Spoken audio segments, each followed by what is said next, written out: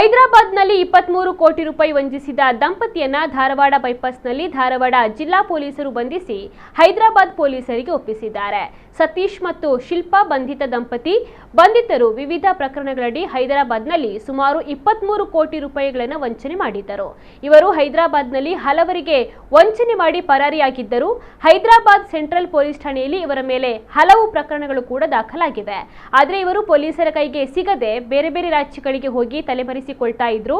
ಆರೋಪಿಗಳು ಹುಬ್ಬಳ್ಳಿ ಧಾರವಾಡ ಬೈಪಾಸ್ ಮೂಲಕ ಕಾರಿನಲ್ಲಿ ಹೋಗುತ್ತಿದ್ದಾರೆ ಎಂಬ ಬಗ್ಗೆ ಹೈದರಾಬಾದ್ ಪೊಲೀಸರಿಂದ ಮಾಹಿತಿ ಸಿಕ್ಕ ಮೇರೆಗೆ ಧಾರವಾಡ ಜಿಲ್ಲಾ ಪೊಲೀಸರು ಕಾರ್ಯಾಚರಣೆಯನ್ನ ನಡೆಸಿ ಆರೋಪಿಗಳನ್ನು ಬಂಧಿಸುವಲ್ಲಿ ಯಶಸ್ವಿಯಾಗಿದ್ದಾರೆ.